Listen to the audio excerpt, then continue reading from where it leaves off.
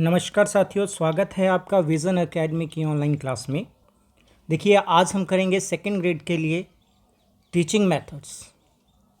तो आज हमारा टॉपिक रहेगा स्ट्रक्चरल मेथड। Structural method. तो सबसे पहले आप ये समझिए कि मेथड क्या होता है। सबसे पहले ये समझिए कि मेथड क्या होता है। मेथड क्या है? Method is a way in which something is done.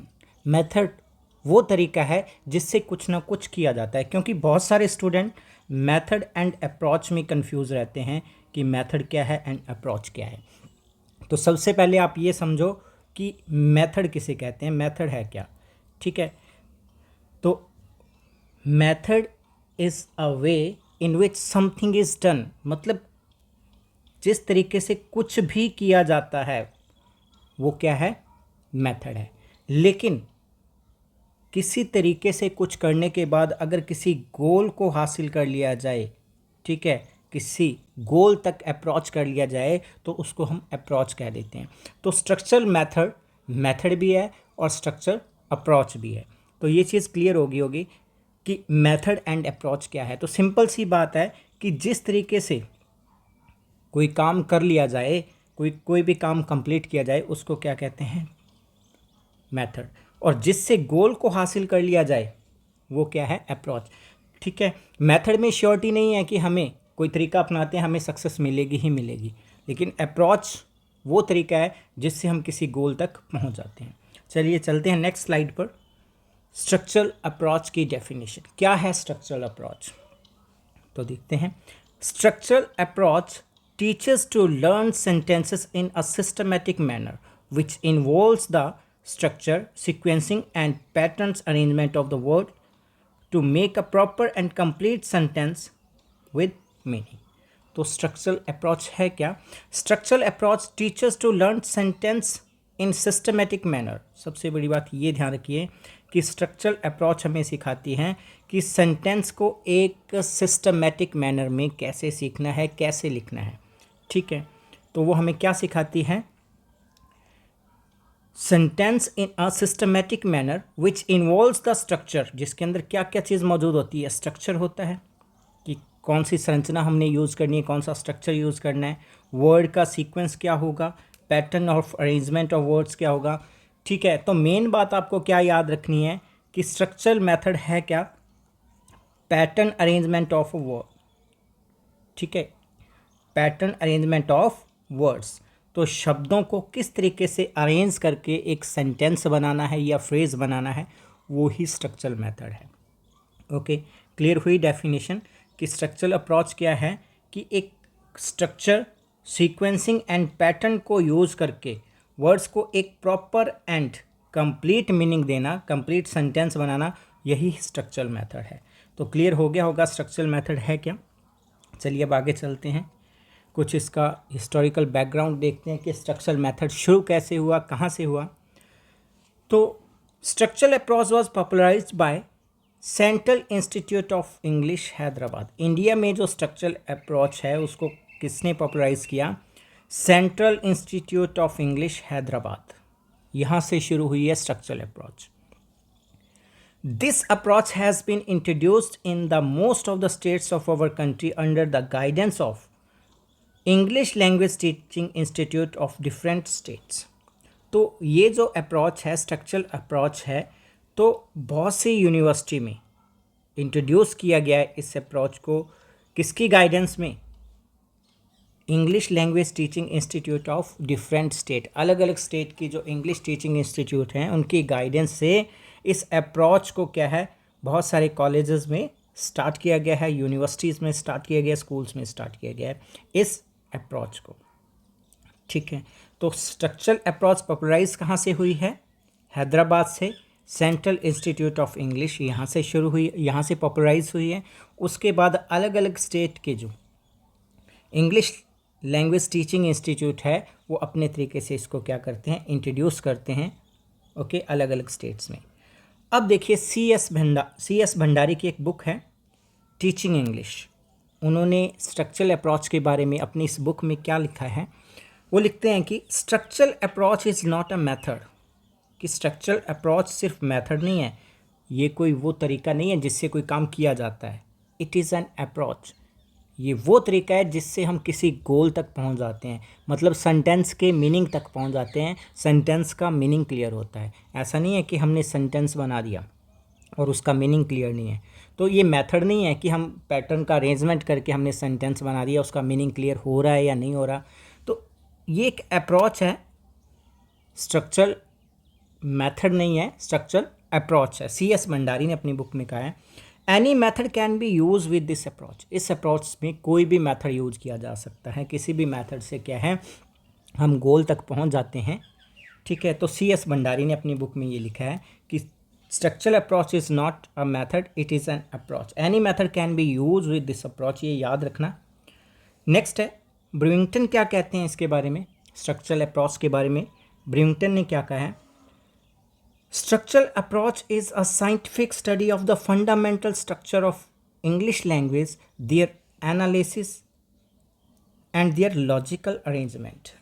तो देखिए ब्रूइंगटन ने क्या लिखी है, इसकी डेफिनेशन क्या बताया कि structural approach is a scientific study of fundamental structure of English, कि जो इंग्लिश के स्ट्रक्चर्स हैं, फंडामेंटल स्ट्रक्चर्स हैं, इसके जो आधारभूत संरचनाएं हैं, सेंटेंस पैटर्न है, अगर उसको साइंटिफिकली स्टडी किया जाए, साइंटिफिक स्टडी है स्ट्रक्चरल अप्रोच।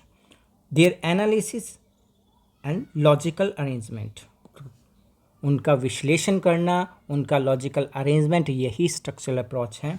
तो ब्रूइंगटन ने कहा कि structural approach is a scientific study of fundamental structure of English language, कि इंग्लिश लैंग्वेज के जो स्ट्रक्चर हैं, फंडामेंटल स्ट्रक्चर है, उनकी साइंटिफिक स्टडी करना, उनका एनालिसिस करना, उनको लॉजिकल तरीके से अरेंज करना ही स्ट्रक्चरल अप्रोच है। ये तीनों बातें याद रखना, एक तो साइंटिफिक स्टडी करना, उनका एनालिसिस करना और उनका लॉजिकल अरेंजमेंट करना, यही स्ट्रक्चरल अप्रोच है। तो ये आपने कुछ बैकग्राउंड देखा। अब चलते हैं आगे।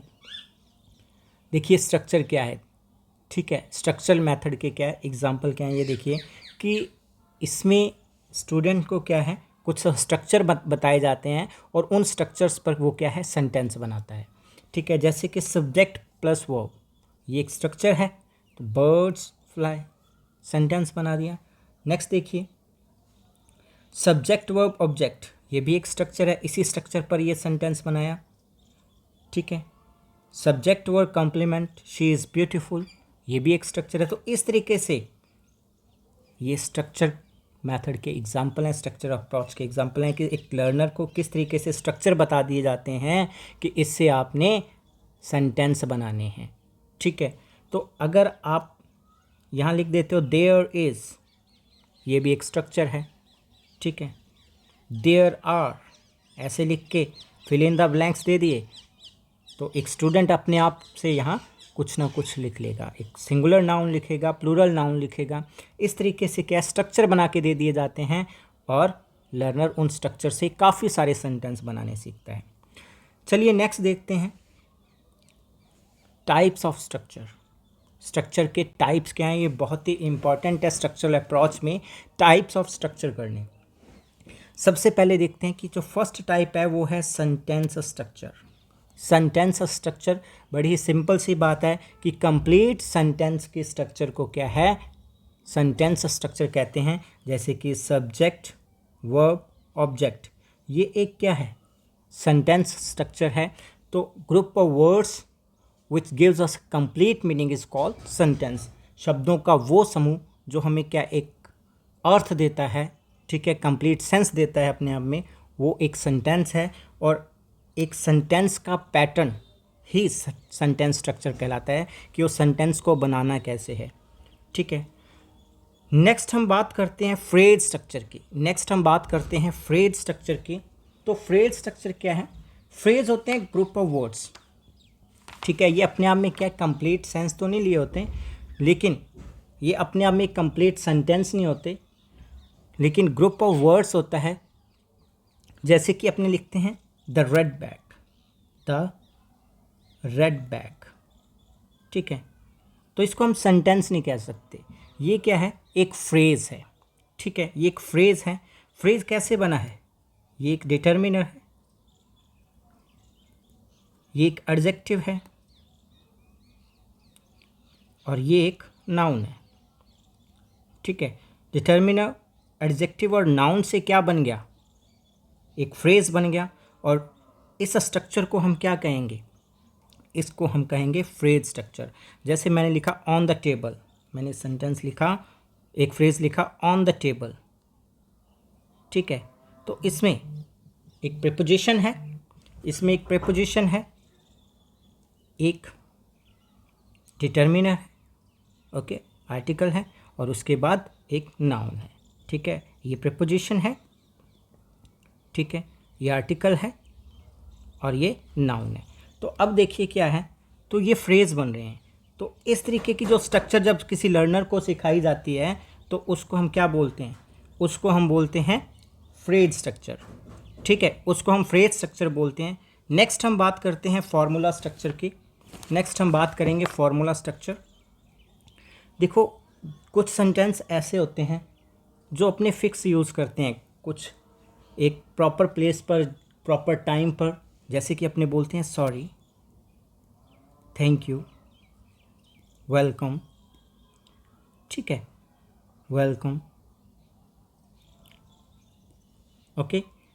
और बहुत सारे ऐसे excuse me, how are you, ये सारे क्या हैं, फार्मूलाज हैं। इंग्लिश में एज इट इज़ को यूज़ किया जाता है कि एक फ़िक्स प्लेस पर, फिक्स टाइम पर, फिक्स सिचुएशन में ये यूज़ किए जाते हैं। तो ये एक फार्मूलाज हैं जिनको एक सिचुएशन में यूज़ किया जाता है, फिक्स सिचुएशन में यूज़ किया जाता है। तो इस स्ट्रक्चर को हम बोल देते हैं फार्मूला स्ट्रक्चर। ऐसे कुछ जो सेंटेंस हैं, कुछ फ्रेजेस हैं जो क्या है, इसी तरीके से बोले जाते हैं एक प्रॉपर सिचुएशन में, तो वो क्या होते हैं, फार्मूला स्ट्रक्चर। चारों समझने हैं आपको। सेंटेंस में कंप्लीट सेंटेंस, ठीक है।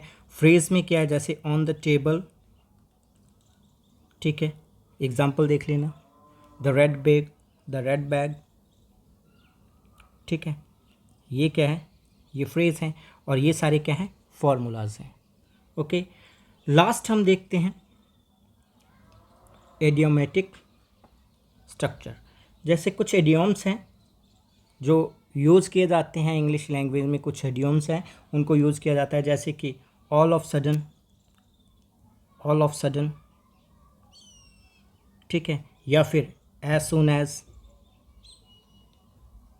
ठीक है, इन ब्लैक एंड वाइट, तो ये क्या है, ये कुछ इडियम्स हैं, ठीक है, इनको इडियोमेटिक स्ट्रक्चर बोलते हैं। तो चारों तरह के स्ट्रक्चर आपको समझ आ गए। सेंटेंस स्ट्रक्चर होता है पूरा सेंटेंस, ठीक है, she is flying a kite, पूरा सेंटेंस। फ्रेज में in the room, on the table, in the chair, ठीक है, sorry, thank you, welcome, excuse me, ये फार्मूलाज हो गए, इसको फार्मूला स्ट्रक्चर बोलते हैं। और all of sudden, as soon as, in black and white, इनको इडियोमेटिक स्ट्रक्चर बोलते हैं। तो आपको टाइप्स ऑफ स्ट्रक्चर समझ आ गए होंगे। स्ट्रक्चरल अप्रोच में कौन कौन से टाइप होते हैं, ये चारों टाइप हैं। नेक्स्ट देखिए, तो इसकी मेरिट्स क्या हैं, क्योंकि कोई भी चीज़ है, कोई भी अप्रोच या मेथड है, उसकी मेरिट्स एंड डीमेरिट्स हम डिस्कस करते हैं। तो इसकी मेरिट्स क्या हैं, जो स्ट्रक्चर मेथड होता है उसमें क्या होता है, ज़्यादा बल किस पे दिया जाता है, स्पीच इज एम्फेसाइज्ड, स्पीच पर ज़्यादा बल दिया जाता है, okay. Habit formation is stressed, मतलब एक पैटर्न दे दिया जाता है, उस पैटर्न या स्ट्रक्चर पे क्या है, एक स्टूडेंट की हैबिट बनाई जाती है, हैबिट फॉर्मेशन इज स्ट्रेस्ड, ठीक है। स्पीच इज एम्फेसाइज, स्पीच पर ज़्यादा बल दिया जाता है। दूसरा क्या है, हैबिट फॉर्मेशन की जाती है, एक फिक्स सेंटेंस का पैटर्न या स्ट्रक्चर देकर उससे बहुत सारे सेंटेंस लिखवाए जाते हैं, बुलवाए जाते हैं। Carefully selected and graded structure language material, इसमें क्या होता है कि ग्रेडेड लैंग्वेज मटेरियल होता है कि एक लर्नर जो है वो कौन से स्टैंडर्ड का है, ठीक है, उसका एज ग्रुप क्या है, ठीक है। तो उस तरीके से सिलेक्ट किया जाते हैं स्ट्रक्चर। ऐसा नहीं है कि एक कॉम्प्लेक्स स्ट्रक्चर, एक बिल्कुल ही छोटी क्लास के, तीसरी या चौथी क्लास के स्टूडेंट को एक कॉम्प्लेक्स स्ट्रक्चर दे दिया जाए, उससे सिंपल जो स्ट्रक्चर या पैटर्न पर सेंटेंस बनवाए जाते हैं, ठीक है। तो इसमें जो लैंग्वेज मटेरियल होता है वो केयरफुली ग्रेडेड किया होता है, केयरफुली सिलेक्टेड होता है, ठीक है। तो पहली बात क्या है, स्पीच पर ज़्यादा बल दिया जाता है। दूसरी बात क्या है, हैबिट फॉर्मेशन करवाई जाती है, सेंटेंस बनवाए जाते हैं। तीसरी बात क्या है कि इसमें carefully selected and graded structure होता है। नेक्स्ट देखिए, creates interest and motivation in the people through the use of selected and graded material. तो जैसा कि आपको पता है इसमें सिलेक्टेड एंड ग्रेडेड मटेरियल होता है, तो बच्चों के अंदर क्या है, इंटरेस्ट पैदा होता है, ठीक है, और सेल्फ मोटिवेट होते हैं वो, ठीक है, उनके अंदर मोटिवेशन आता है। जब उनको एक पैटर्न दिया जाता है वो सेंटेंस बनाते हैं और उस, ठीक है, वो सेल्फ मोटिवेशन प्राप्त करते हैं, फिर बहुत सारे सेंटेंस उसी तरीके से बनाने लग जाते हैं, ठीक है। Language is taught in a meaningful situation, language को मीनिंगफुल सिचुएशन में सिखाया जाता है।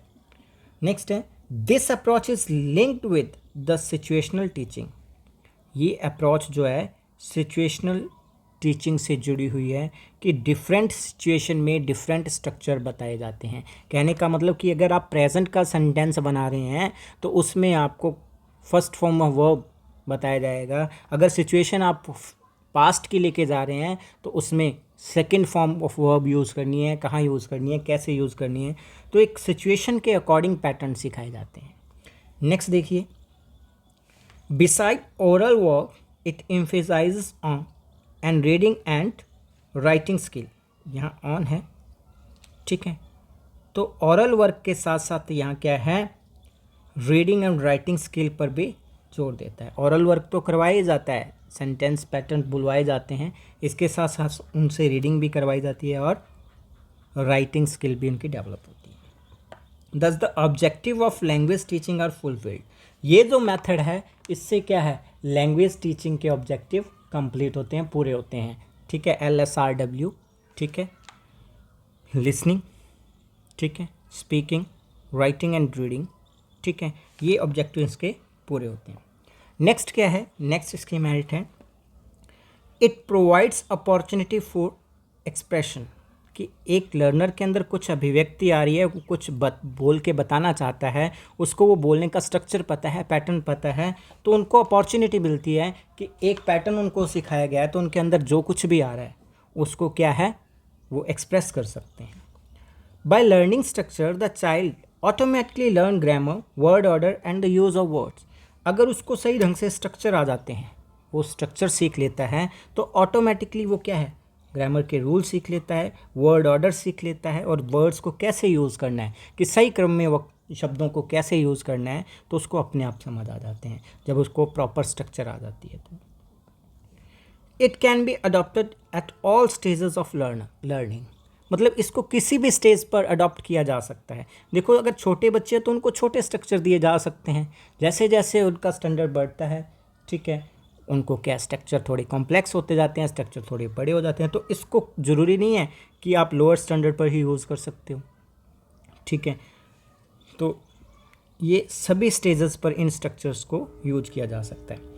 It is a multi skilled method, तो बताइए इसमें लर्निंग क्या है, मल्टी स्किल्ड होती है, लिसनिंग, राइटिंग, स्पीकिंग, ये सारी होती हैं, सारे जो ऑब्जेक्टिव्स हैं वो पूरे होते हैं, तो इसलिए क्या है, मल्टी स्किल मेथड है।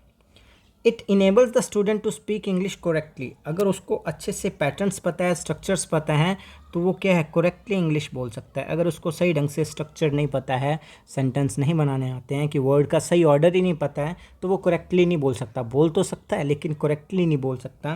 लेकिन स्ट्रक्चरल मेथड क्या है, जो स्टूडेंट्स हैं उनको इनेबल करता है कि वो किसी सेंटेंस को करेक्टली बोल सकें। नेक्स्ट है, स्ट्रक्चर और pattern is the unit of teaching, बहुत ही इंपॉर्टेंट है कि टीचिंग की जो यूनिट है, टीचिंग की जो यूनिट है वो क्या, structure and pattern is the unit of teaching, किसी चीज़ का स्ट्रक्चर एंड पैटर्न जो होता है वो यूनिट ऑफ टीचिंग है, ठीक है। तो स्ट्रक्चरल मेथड में पता है कि पूरा का पूरा स्ट्रक्चर सिखाया जाएगा, कोई एक वर्ड नहीं सिखाया जाएगा, कोई एक सेंटेंस नहीं सिखाया जाएगा। स्ट्रक्चरल मेथड में पैटर्न और structure, complete pattern unit of teaching होता है। अब देखिए, by the time student leave the school they acquire over 275 to 300 basic structures and vocabulary of about 3000 words। तो ये भी याद रखने वाली बात है कि 275 से 300, लगभग 275 से 300 स्ट्रक्चर उनको आने लग जाते हैं। स्कूल जब अपनी स्कूलिंग करके जाता है तो लगभग इतने स्ट्रक्चर, बेसिक स्ट्रक्चर और पैटर्न्स उनको पता होते हैं, और लगभग उनकी वोकेबलरी क्या हो जाती है, 3000 शब्दों की उनकी वोकेबलरी हो जाती है। तो ये तो थी कुछ करेक्टरिस्टिक्स, कुछ मेरिट्स थी स्ट्रक्चरल मेथड की। अब हम बात करते हैं डीमेरिट्स की। कुछ कमियां भी हैं इसमें, खूबियां हैं तो कुछ कमियां भी हैं। देखिए इसमें क्या है, over emphasis given on drill work. Drill work पर ज़्यादा जोर दिया जाता है, मतलब एक स्ट्रक्चर सिखा दिया जाता है और उसको बोरिंग पॉइंट तक ड्रिल करवाई जाती है कि लगभग बच्चा बोर हो जाता है करते करते करते करते जब तक, ठीक है। मतलब बहुत ज़्यादा जोर दिया जाता है प्रैक्टिस पर। एक स्ट्रक्चर दे दिया, उस पर 10-20 सेंटेंस बनाने के लिए बोल दिया जाता है। नेक्स्ट है, course can not be completed through this method.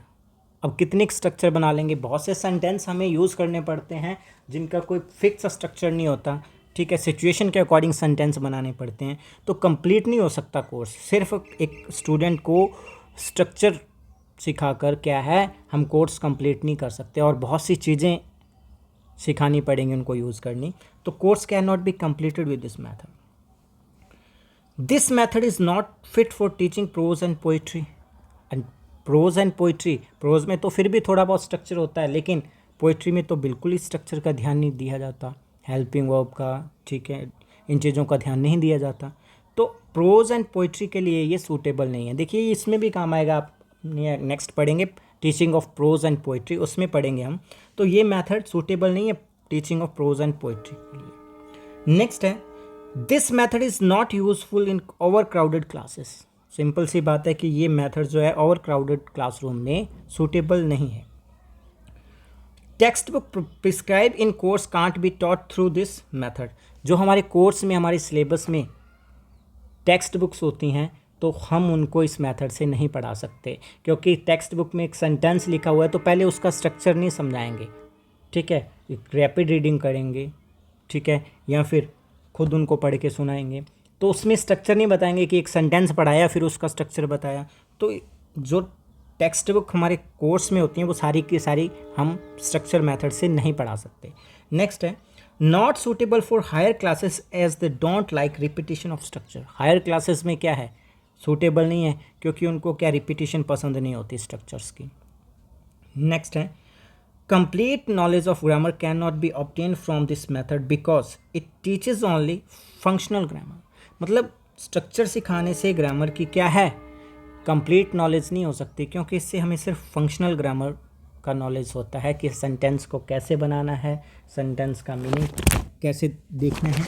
तो इस तरीके से हम कह सकते हैं कि ये ओवरऑल कोर्स को कंप्लीट नहीं कर सकता ये मेथड। तो हमने कुछ क्या है, इसकी मेरिट्स भी देखी, डीमेरिट्स भी देखी। तो ये था हमारा स्ट्रक्चर मेथड, ठीक है। मिलते हैं नेक्स्ट वीडियो में नेक्स्ट टॉपिक के साथ। Thank you very much.